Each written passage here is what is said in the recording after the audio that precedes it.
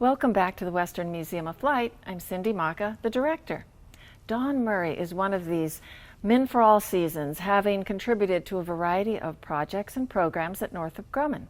This is because of his wide-based industry knowledge.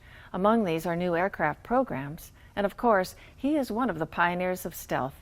Today he's going to share his knowledge of two specific programs, the A-9, A-10 fly-off, and the origin and purpose of the Sierra Sioux. I'm Don Murray. I'm a Northrop Grumman retiree. I spent several decades in the Northrop Flight Test Group. It's a privilege to be here today at the Western Museum of Flight. During the decades I spent in Northrop Flight Test, I was privileged to be involved in the development of about a dozen new or highly modified aircraft, most of them being jet trainers, jet fighters, or specialized research vehicles. They generally had a gross weight from about 12,000 pounds to one that had weighed 70,000 pounds. The speeds were generally high subsonic to supersonic approaching Mach 2. The airplane I want to talk to you about today that I was involved with in a short test program in 1967 weighed less than 1,000 pounds and on a good day could go 150 miles an hour. That was the Sierra Sioux. That became known for 1 month in 1967 as the Northrop Turbo Pusher. The Sierra Sioux was a small Goodyear-class racing airplane designed by two North American aviation engineers, Walt Fellers and Ron Beatty, in the late 40s. The airplane first flew in 1953. It didn't enter any races, but they had a very thorough flight test program to test the handling qualities of a pusher configuration airplane. The Sierra Sioux weighed under 1,000 pounds with pilot and fuel on board. It had a wingspan of 29 feet and was powered by an 85 horsepower Continental engine, which was a requirement of that racing class. The airplane was put through the normal series of handling quality, stability control, and pilot qual testing maneuvers, but was never raced. Mr. Fellers and Mr. Beatty went on to become employees of the Northrop Corporation later in the 50s as part of the preliminary design group. To understand how the Sierra Sioux became a Northrop test asset, we need to fast forward a little bit to the Vietnam War era. The main ground attack airplane during Vietnam was the Douglas A-1 Skyraider. It had been in service since just after World War II by the U.S. Navy, was heavily used in Korea, and also used by the Navy and the Air Force during Vietnam as a ground attack airplane and to aid in picking up downed airmen. It carried 10,000 pounds of internal ordnance, could fly for several hours, and was perfect for the ground attack and aerial surveillance missions. The problem was, by the mid-60s, it was getting kind of long in the tooth. It was hard to find parts for it. The maintenance was getting pretty onerous. And in 1967, the Air Force put out a request for proposal for a replacement for the Skyraider. The Air Force asked for a turbine-powered replacement, but with the same or better load-carrying capabilities and endurance qualities. The activity became known as the AX program. AX stood for Attack Experimental. And several proposals were submitted by companies. Two that were selected to build flying prototypes were Northrop Corporation and Fairchild Corporation. The Northrop airplane was called the A-9A, and the Fairchild airplane was called the A-10A. The Northrop proposal, the A-9A, the initial configuration of that proposal was a twin-engine, pusher-powered airplane with a max gross weight of 50,000 pounds. The Northrop proposal team determined that it would be advantageous to fly a flight model of that pusher configuration to aid in the proposal development. The Sierra Sioux was available and was put under contract to Northrop for a period of time to demonstrate the flying qualities of a pusher configuration and how they would be beneficial for air-to-ground operations. A test plan was developed to evaluate the Sierra Sioux, and Hank Shoto was assigned to be the test pilot for the program. The Sierra Sioux was taken out of storage here at the Torrance Airport, prepped for flight. In early September of 1967, Hank Shoto ferried the airplane from Torrance to Edwards Air Force Base, to the Northrop facility there.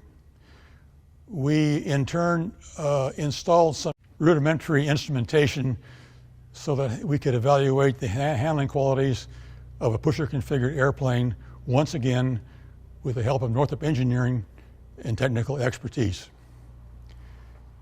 The airplane instrumentation consisted of an over-the-shoulder camera looking over the pilot's shoulder, literally, at the instrument panel. This was not unusual in that period to gain flight test data from instruments on the instrument panel. We added one of the very early electrical attitude indicators that were just coming on scene then.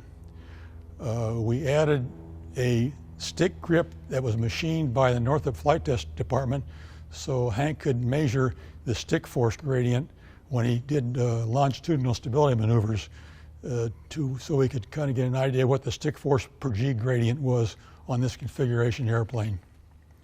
There was also a power supply to power the camera and the attitude indicator that we added to the airplane. Flight test team was assembled, and the first picture you see is a typical flight test team for a test airplane of the day, with instrumentation and made to make 2 or 3 flights a day. It not only included a couple test pilots always being available, several engineers, a full maintenance crew, quality control, instrumentation personnel, and the back shop support from logistics and aerospace ground equipment. And this was a typical team for the F-5 program that was underway at that time. The next picture is the Sierra Sioux Northrop Turbo Pusher flight test team, total of 3 people. The gentleman on the right, George Warwick, he was manager of the maintenance crew that maintained the Northrop shuttle aircraft fleet down out of Hawthorne Airport. He was also an FAA designee inspector, and he came up to check out that our instrumentation installations were secure and had clearance and proper power and so forth, so he could bless it from an FAA standpoint. Test pilot was Hank Shoto in the cockpit. Hank had been a test pilot with Northrop for, I believe, almost 20 years at the time. He was a B-26 pilot during World War II. He flew F-51s in the Guard after the war. He had an engineering degree, I believe, from Wyoming State, joined Northrop in the early 50s. He made the first flight of the N-156, which was the forerunner of the T-38 F-5 series. And after the Sierra Sioux program, he would make the first flights of the F-5E and also the YF-17. And that guy on the left is a test engineer of the day. We all wanted to look like NASA test engineers, hence the white shirt, the narrow black tie, and the BC glasses. The airplane was cleared for flight, and several flights were initially made to determine the open loop flight control and handling qualities. Several more flights were made to assess the closed loop, that is, the air-to-ground tracking qualities of the airplane. Now, the data obtained from these flights, both the qualitative data from pilot comments and quantitative data from the over-the-shoulder camera, was recorded, documented, and plotted as required, and then sent down to the proposal group at Hawthorne, to the lead flying qualities engineer, a gentleman by the name of Jack Carlson. In addition to the Sierra Sioux activity at Edwards, the program rented a Culver Cadet, which was a normal configuration light plane of the day, and they had Hank and some other pilots evaluate the trim changes due to power between a pusher configured airplane and a normal tractor configured airplane. This was done at Hawthorne Airport for the Culver Cadet part of it. And of course the Sierra Sioux part was done up at Edwards still. This last picture has an interesting background. The Northrop test facility at Edwards was co-located with the McDonnell test facility and the facility Grumman was using for the F-111B, which had planned to be the next carrier-based fighter. And every time Hank and I'd go out, it seems every time Hank and I'd go out to fly the Sierra Sioux, one of those guys would be taxiing by and they'd hold their nose and give us a thumbs down and just give us a hard time as they taxi by. And so we finished the program. Snoopy cartoons were a big deal, and I found this banner here, and Hank wanted our picture taken with a Snoopy banner saying how we won after all, because the Rolls-Royce powered F-4 is no longer in service with Germany, and of course the F-111B never made it to the Navy. On a typical test flight, it was a little bit different than normal operations at Edwards. Hank and I would brief the test cards for that particular flight. I'd accompany him out to the airplane, help him strap in. I would go around the back airplane. There was no starter on the Sierra Sioux, so I would hand prop the airplane and quickly walk back upstairs to get on the radio while Hank taxied out for takeoff. He generally took off the main base runway and then turned out toward the east to a designated air-to-ground gunnery test range and perform either his stability and control maneuvers on the first few flights or his air-to-ground tracking maneuvers on the last few flights. I'd be in contact with him on the radio. He would call when he started and completed each maneuver on the card. I would note the time so I could correlate it later with the film data and his comments that he would give during the post-flight debrief. After the post-flight debrief and the film was developed, I would take that and get it reduced to a certain point in plotted form, and as I said, send it down to Hawthorne for further analysis by the proposal team.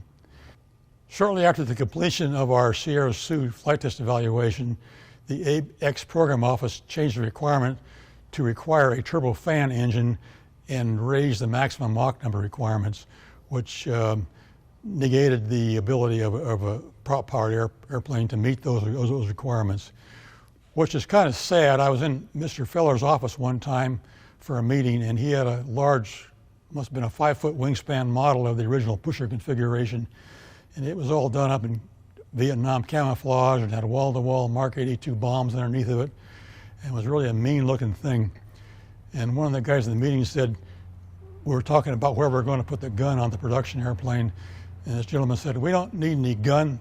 When this thing flies over, it's going to scare him to death. So that was an interesting concept. After we were complete and the proposal change was made, the A-9 was completely redesigned to incorporate 2 turbofan engines and a more conventional layout, since the trim change due to propellers was no longer a factor. Okay, the airplane first flew in 30 May of 1972. We had a successful flight test program, as did Fairchild with the A-10. Both airplanes performed and met the specifications. The Air Force took both airplanes and had their own fly-off in October and November of 1972. The Air Force assessed the capabilities of both aircraft and how each aircraft would fulfill the role normally taken on by the A-1 Skyraider. Both airplanes carried 16,000 pounds of external stores. Both airplanes weighed about 50,000 pounds loaded. Both airplanes had several hours of loader duration as required. After the Air Force evaluation, they determined that the A-10 was better suited to the air-to-ground attack role as being experienced in the Southeast Asia. The 2 factors were the engine in the A-9A was essentially a new engine. It was derived from a helicopter engine, and the Air Force was concerned about the survivability of the engine in this new role. Whereas the A-10's engine, the TF-30-34, was an established engine with a known performance and reliability index. Secondly, there was a problem that Fairchild had no other contracts, and the A-10 fully met the requirement for the AX competition, The Air Force determined after their fly-off that the A-10 was a better airplane to take over the A-1 Skyraider's role in Vietnam and subsequent fields of conflict. The A-10's engine, TF-34, was more of a known quantity than the engine in the A-9, and there was a requirement to keep the Fairchild company a viable company, and that would require them getting the A-10 contract. As time progressed, the A-10 went into service in the mid-70s. It had become a very valuable weapon and met fully the requirements of the subsequent Gulf Wars and really proved itself well. Ironically, the Fairchild company was bought by Grumman, and Grumman was bought by Northrop. And so to this day, there's any upgrades or anything that are done to the A-10, Northrop is involved with making those upgrades. Thank you very much. If you want more information, you can visit the Western Museum of Flight here at Torrance Airport. When you visit the Western Museum of Flight, you can see the Sierra Sioux up close and personal.